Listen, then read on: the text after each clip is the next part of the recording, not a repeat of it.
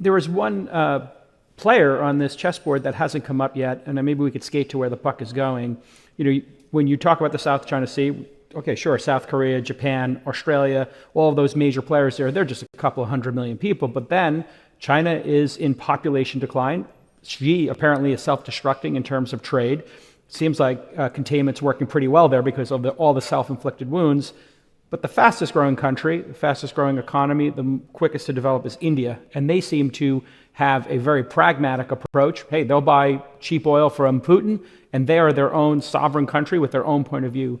Would we not be really well advised over the next 10 to 20 years to make that our priority and India's role in this? How do you look at them? Well, we definitely view India as an ally, right? It's part of the Quad, which is this Rube Goldberg type alliance structure that we put together in East Asia that includes Australia, Japan, the United States, and India. And India is smartly maintaining its good relations with Russia. The Indians understand, like Jeff and I do, that the Russians are no great threat. But from India's point of view, the real threat is China. Right. And there are two places where India cares about China. One is on the India-China border up in the Himalayas, where they've actually had conflicts, right? And there's a real danger of war breaking out. The second place, which is maybe even more dangerous, not at the moment, but will be over time, is the Indian Ocean, because the Chinese are imitating the United States. They not only want to be a regional hegemon, they want to develop power projection capability. So the Chinese are building a blue water navy that can come out of East Asia, through the Straits of Malacca, through the Indian Ocean to the Persian Gulf. And once you start talking about going through the Indian Ocean, the Indians get spooked. Right. And that's when the Americans and the Indians come together. Okay, let's think of this from an engineering point of view, if we could. Why are the Chinese developing the Navy? Because for 40 years, I've read essays on all of the choke points in the South China Sea, the East China Sea, the Indian Ocean against China. That's our policy, choke points. Look at the Malacca Straits. Look what we can do here. First island chain. This is American strategy. Can we keep the Chinese submarines out of the Pacific Ocean? First island chain, and so forth. So, of course, they react. They're rich. They're going to build a navy so that they can get their oil on which their economy runs. Can we be a little bit sensible with them and decide how we're not going to have choke points, and then we don't have to have a nuclear war, which is really going to ruin our day? That's the point. We can think a little bit. We can understand it from their perspective. We can understand it from our perspective. Deconfliction. By the way, I don't believe India is an ally. India is a superpower. India is going to have its own very distinctive interests, thank you. It's not going to be an ally of the United States. I happen to like India enormously and we're making our iPhones admire there. their policies, but the idea that India is going to ally with the United States against China, in somebody's dream in Washington, because it's another delusion in Washington, because they should get a passport and go see the world and understand something. But Jeffrey, if they These are my failed students in Washington right now, because they didn't listen to their professor. Jeffrey, we're making our iPhones in India now. Is that not significantly important? Say it again. We're moving iPhone production. Cooper, you're into economics here and that impact.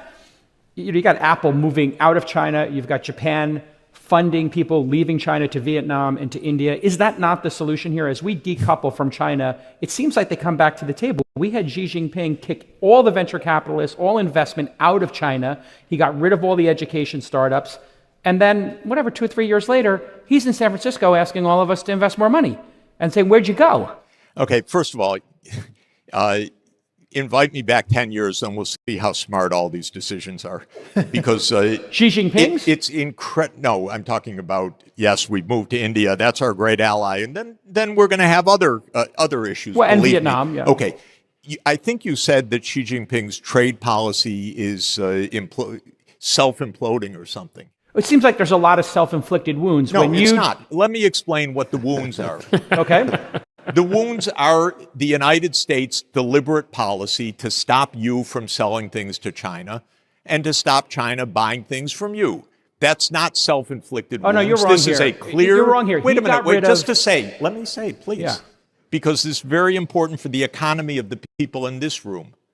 This is a decision that was taken around 2014 to contain China. And it's been systematically applied since then. And it's not a surprise that Biden kept all the things that Trump did and added more. And now Trump says, I'm going to do all the things that Biden has kept in place, and I'm going to do more. This is not a self-inflicted wound. The United States has closed the market to China. Okay? Is that smart? No, it's not smart. Is it leading to, is it, by the way, recuperating American manufacturing jobs? Zero. It may shift them a bit. It may make things less efficient. It may make all of you lose a bit more money or not make as much money. But is it going to solve any single economic problem in the United States? No way. Let's let John in. Let's let John in. Spicy. I just want to ask Jeff a question on this. My argument is that this is the way the world works. Yes, I know. And it is. And it is. But if I'm describing how the world really works, how do you beat me? The reason is you've described a world, you've described, I think, better than any person I ever read or know, how American foreign policy works. I think it's likely to get us all blown up. You titled not because of John, but because he's made an accurate description of a profoundly misguided approach, which is power seeking. Even if you're safe as a regional hegemon, you're never safe if another regional hegemon does what you do. No, you can't allow that to happen, so you have to meddle every single place in the world. Now, all I'm saying, wait, let me just finish, because it's important. That it is important to say, try this in the nuclear age. You don't get a second chance. So this, to me, is the most definitive fact of our lives, which is we are now in a war, direct war, not proxy war, direct war with Russia, which has 6,000 nuclear warheads. I can't think of anything more imbecilic than that, aside from the fact that I know step by step, because I saw it with my own eyes, how we got into that mess because we thought we had to meddle up to, including putting NATO into Georgia in the Caucasus, of all places, and Ukraine. So we made that because we have to meddle because we couldn't let good enough stand. If we do the same with China, there will be a war, but it's not like reading about the Crimean War or World War I or World War II. That's my difference. This is a fine theory that explains a lot of things, but damn if you can make ChatGPT or you can make Optimus or you can make all the rest, we can avoid nuclear war. So just do a little bit better than saying it's inevitable. All right, so we only have a minute left, so I want to give it to John. I just want to ask. He had a question. I know, but we only have a minute left, and it's Sachs' We got to panel, add 5 minutes. so- This is the best panel I've We ever gotta- been on in my life. Can we just add 10 minutes? 5 minutes. We got to add 5 or 10 minutes. The best panel. Is this the best panel ever? Wait. I feel like Sorry, John I'm never had a calling an chance to audible.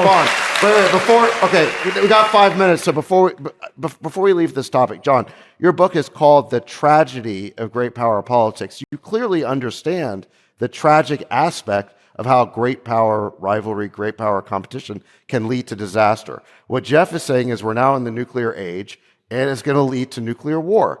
So do we have to be on this path, or is there a way off of it? 2 points. In my heart, I'm with Jeff. In my head, I'm not with Jeff. I wish he were right, but I don't believe he's right.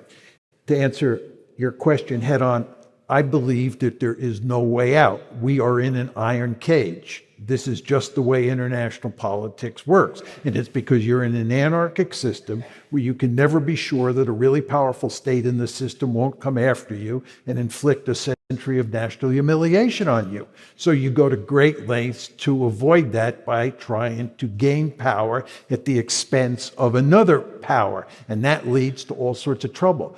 Can war be avoided? I like to distinguish between security competition, which I think is inevitable, and war, which is where security competition evolves into war. I think war can be avoided, and we were thankfully successful in that regard during the Cold War. And hopefully that will be the case in the US-China competition moving forward. Can I guarantee that? No. Does this disturb me greatly? Yes.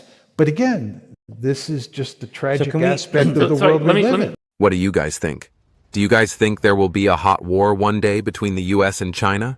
Please leave your comment below. We would love to hear from you. Thank you for making it this far. If you like this video, you might want to share it with a like-minded friend. Thank you, and as always, stay blessed.